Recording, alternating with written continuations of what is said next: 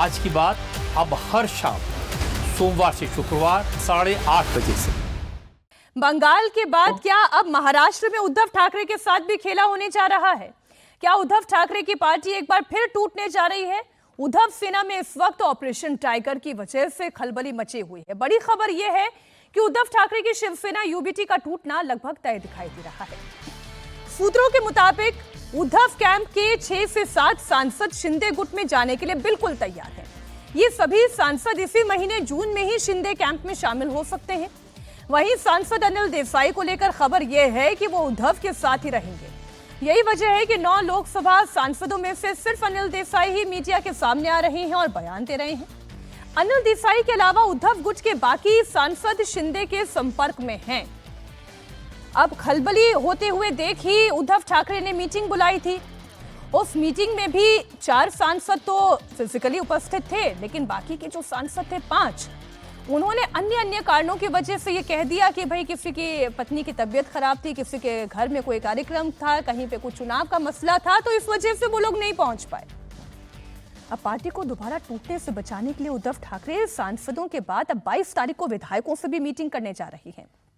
लेकिन उससे पहले आज शिंदे गुट के नेता का बड़ा बयान आया।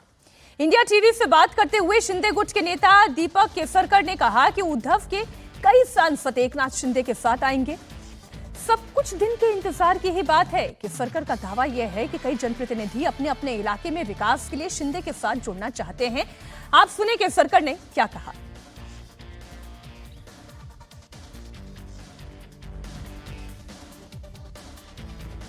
हमारे साथ है दीपक केसरकर। दीपक केसरकर वही नेता है, मंत्री भी रह चुके हैं, और जब पहली बगावत हुई थी शिवसेना में तो दीपक केसरकर का रोल उसमें काफ़ी बड़ा था। आपने जो है मीडिया से तब बात की थी, आप ही बात करते थे मीडिया से। इस बार जो ऑपरेशन टाइगर जो है वो अंतिम रूप में आ चुका है। कल कृपाल तुमाने ये कह रहे कि 7 सांसद जो है हमारे संपर्क में है और 20 में से 16 विधायक जो है वो हमारे संपर्क में है, और अब बस सब कुछ फाइनल हो चुका है, तारीख आनी बाकी है।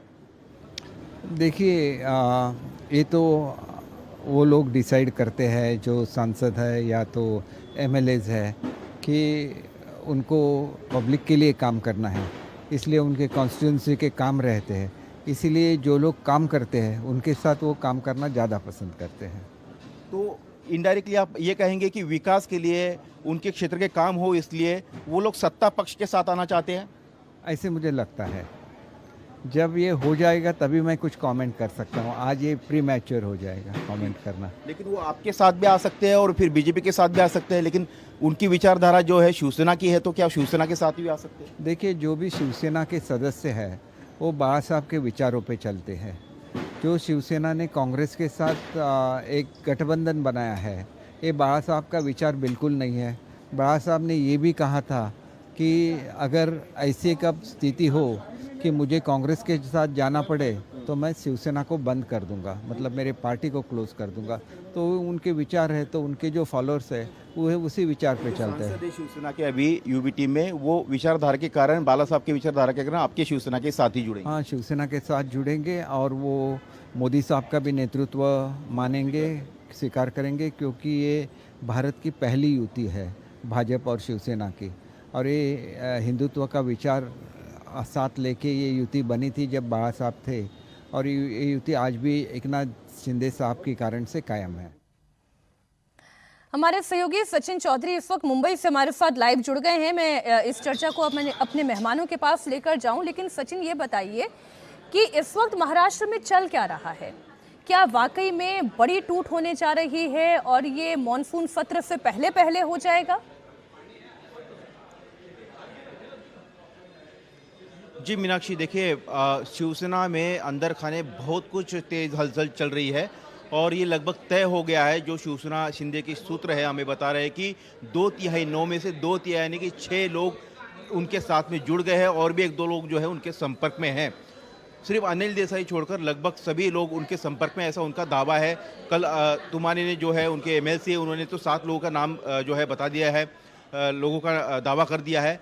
लेकिन सुबह से जब एकनाथ शिंदे जब कैबिनेट के बैठक के लिए आए और कैबिनेट के बैठक से वो बाहर निकले, तब उनको सीधा सवाल पूछा गया कि ऑपरेशन टाइगर को लेकर क्या है, कितने सांसद उनके संपर्क में हैं, तो शिंदे ने कल से ही इस पूरे मुद्दे को लेकर चुप्पी साध ली है।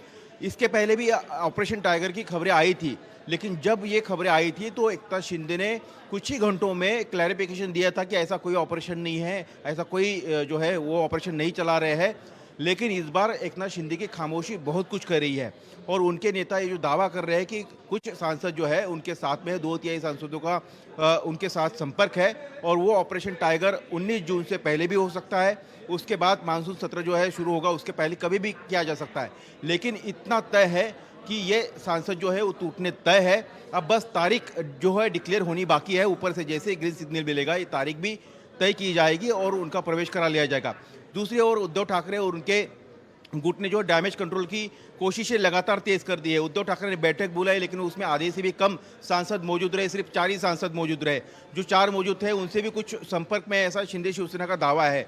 आनंद फानंद में जो है वो संजय राउत और अनिल देसाई दिल्ली में रवाना हो गए हैं और वो कल से ही संजय राउत दिल्ली में है, आज अनिल देसाई भी दिल्ली में चले गए हैं। अब ये बताएं कि ये सांसद टूट के शिंदे कैंप में जाएंगे या ये सांसद टूट कर मोदी कैंप में जाएंगे? ये सवाल मैं इसलिए पूछ रही हूँ क्योंकि चर्चा ये भी चल रही है कि भाई अगर शिंदे कैंप मजबूत होता चला गया तो फिर वो अपने अधिकारों के लिए और ज्यादा मुखर होते चले जाएंगे और ये शायद भारतीय जनता पार्टी को सूट नहीं करेगा।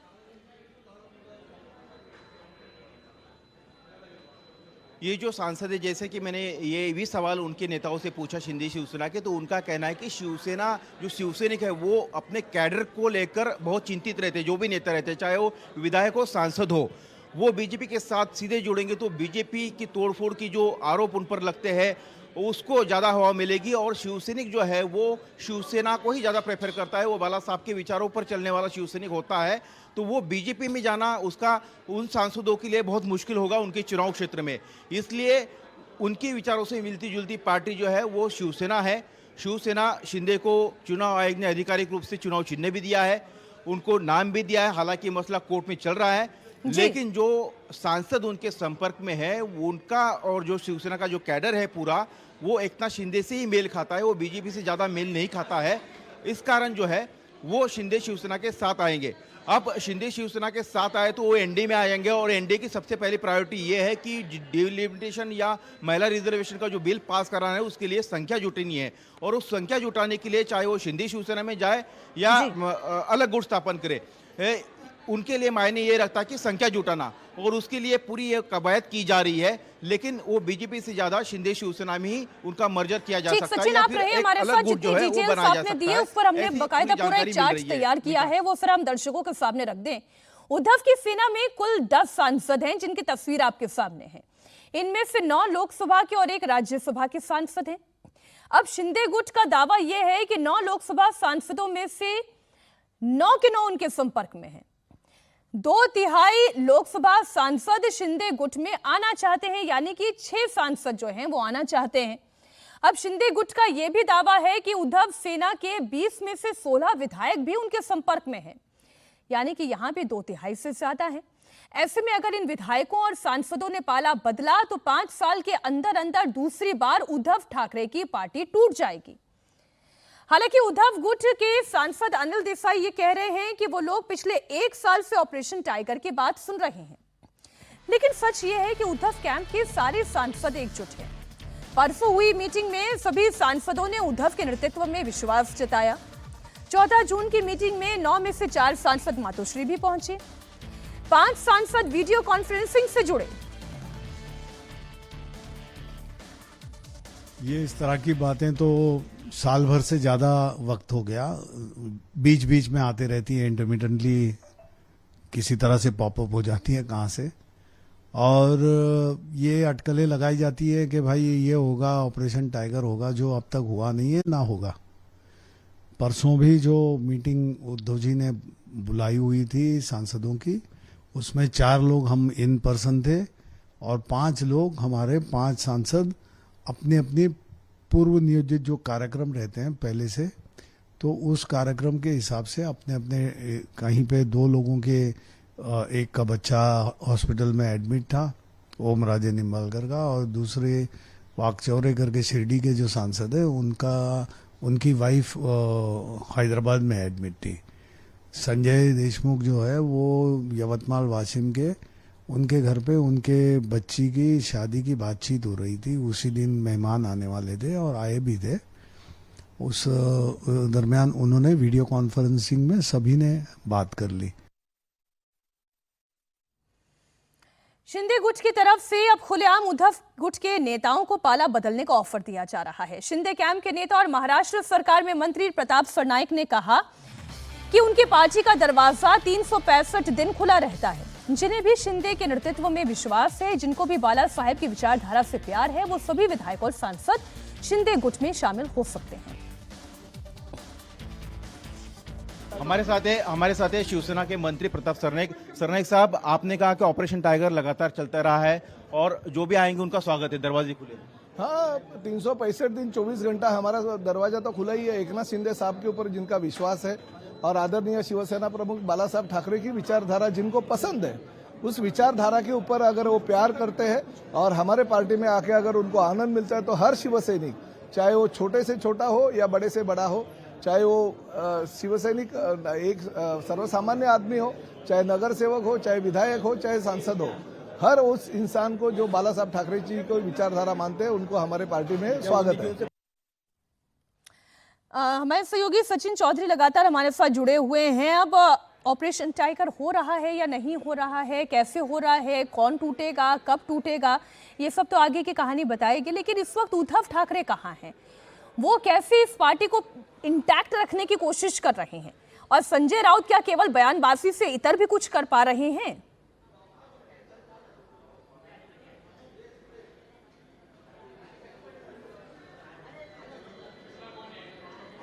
जी मीनाक्षी, आपने जो सवाल मैं दोबारा से अपना सवाल जो पूछ रही हूँ। डैमेज कंट्रोल की जी प्लीज आप अपनी बात रखें। मीनाक्षी, ये जो पूरी कवायद चल रही है ऑपरेशन टाइगर की, इसको लेकर देखिए एक आप कड़िया अगर जुड़े हो या पिछले उदाहरण आप देखें कि जैसे एकनाथ शिंदे इसके पहले जब ये चर्चाएं चली और उसमें कुछ सच्चाई नहीं थी, तो शिंदे ने खुद इस बात की इनकार कर दिया था, खारिज कर दिया था इन खबरों को। खुद प्रेस कॉन्फ्रेंस उन्होंने 2 बार ली थी। इसके अलावा जब ये पहली बार ये मामला उठा था, तो आपको याद होगा कि दिल्ली में वहाँ पर एक क्लब में एकनाथ शिंदे उद्धव ठाकरे के जो सांसद है, सभी 9 के 9 सांसदों को बुलाया गया था और सबको एक लाइन में खड़ा करके प्रेस कॉन्फ्रेंस कराई गई थी और सबने अपना बयान दिया था कि हम जो है कहीं नहीं जाएंगे, हम सब एकजुट है। जिस दिन उद्धव ठाकरे ने डैमेज कंट्रोल करते हुए बैठक बुलाई, उसमें सिर्फ 4 लोग उपस्थित रहे।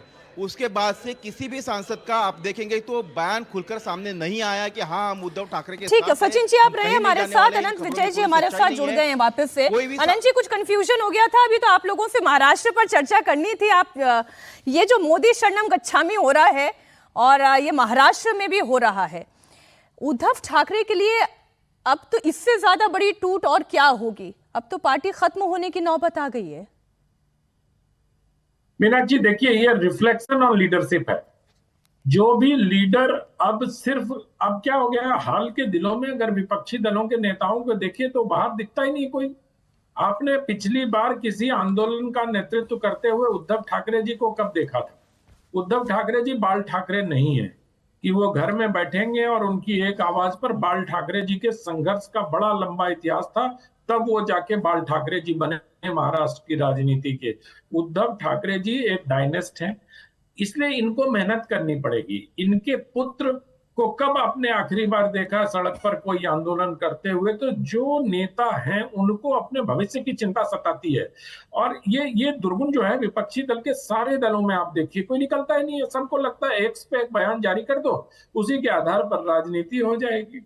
दूसरी तरफ एक ऐसा तंत्र है जो दिन रात मेहनत करता है, उसके कार्यकर्ता से लेकर नेता आपको लगातार संपर्क में देखेंगे। मुझे बताया गया अभी उत्तर प्रदेश में 2 राउंड का जनसंपर्क भारतीय जनता पार्टी के लोगों ने कर ही लिया है, और दूसरी तरफ के जो लोग हैं वो अभी प्रतिरोध की राजनीति की बात बैठकों में कर रहे हैं। तो इन दलों के जुड़े हुए जो नेता हैं उनको ये लगता है कि उनका भविष्य क्या है। ये ठीक है। आप बताओ ना, अभी जैसे संजय देशमुख जी की बात हो रही है कि प्रताप राव जाधव जी से मिले आके, वो वहां की बैठक में नहीं गए, यहाँ की बैठक यहाँ आके उनसे मिल लिए, सिंधे गुट के जो मंत्री हैं, केंद्रीय मंत्री प्रताप राव जाधव से। और उधर हालांकि बाद में उन्होंने सफाई दे दी उद्धव ठाकरे को कि ये नॉन पॉलिटिकल मीटिंग थी। जी। तो किसी भी डिफेक्शन के पहले ऐसी नॉन पॉलिटिकल मीटिंग्स बहुत होती है। जब भूपेंद्र यादव जी के घर पर तृणमूल कांग्रेस के कुछ सांसदों ने सुबह सुबह दही जलेबी खाई थी, तब भी ये बताया गया था कि वो नॉन पॉलिटिकल मीटिंग थी। लेकिन नॉन पॉलिटिकल आज की भी खबर सर में यही है। बदल जाता है, ये हमें पता नहीं चलता। सुदीप तो बंदोपाध्याय राजनीति में की दही मुलाकात जलेबी का हुई, बहुत महत्व है। काकोली घोष भी वहीं थी, शताब्दी रॉय भी वहीं थी और दही जलेबी खाई गई है, ये खबर तो सच में आई है। शेखर अय्यर जी, आपको इसमें अभी कॉम्प्लेक्सिटीज क्या दिखाई दे रही हैं कानूनी तौर पर? उद्धव ठाकरे के पास कोई ऑप्शन है अपनी पार्टी को बचा ले जाने का? मीनाक्षी जी, बड़ी सच बात यह है, वहां पे कोई भी ऑपोजिशन नेता, उद्धव ठाकरे को इंक्लूड करके ही मैं कह रहा हूं, कोई ऑपोजिशन पॉलिटिक्स नहीं करना है, सबको सत्ता पे आना है। लेकिन दिक्कत क्या है, उद्धव ठाकरे भी चाहते हैं कि भाई बीजेपी से फिर वापस आ जाए, लेकिन वहां पे एकनाथ शिंदे हैं, और जितने संजय राउत बोलते हैं ना पब्लिक में, उतना उनके पार्टी में बड़ा ट्रमर लगता है, भाई हमें जाना है यहाँ से। उनको लगता है भाई उद्धव ठाकरे को पूरा मिसगाइड कर चुके आपके संजय राउत ने, और पार्टी के अंदर भी यही चल रहा है। देखिए कि क्या है कि ऑपोजिशन पॉलिटिक्स जो है ना महाराष्ट्र में, वो कोई नहीं करना चाहता। शरद पवार के एनसीपी भी वही है, सबको कह रहे भाई हमें सत्ता, बिना सत्ता कोई विकास नहीं होगा, स्वयं का विकास और क्षेत्र का विकास। तो इसीलिए सब चाहते हैं कि सत्ता में भागीदारी। तो जबरदस्त प्रेशर बढ़ रही है शिवसेना में कि शिवसेना फिर इकट्ठा हो जाए, और एकनाथ शिंदे का यही है भाई इकट्ठा हो जाए, क्योंकि अब अपने नेतृत्व में हो जाए। और क्योंकि अब जो दिक्कत जो है उद्धव ठाकरे वर्सेस एकनाथ शिंदे है, कार्यकर्ता के अंदर, संसद के अंदर, एमएलएस के अंदर लग रहा है भाई और कितने, अभी भी तो सरकार चुन के आई है और 3-4 साल चलाना है, तो हम ये विपक्ष पॉलिटिक्स कैसे करेंगे? तो एक प्रेशर वैसी है उनके ऊपर। तो यानी दही जलेबी सबको खाना है लेकिन देगा कौन और खिलाएगा कौन, यही है। नहीं, खिलाने वाली ताकत तो अभी दही जलेबी वो बीजेपी के पास ही है, इसलिए एनडीए जो है वो लोकसभा में और ज्यादा मजबूत होती जा रही है। बहुत शुक्रिया अनंत जी आपका भी, शेखर जी आपका भी हमारे साथ जुड़ने के लिए, इस चर्चा में शामिल होने के लिए। सचिन हमारे सहयोगी भी जुड़े, आपका भी शुक्रिया पूरी जानकारी के लिए।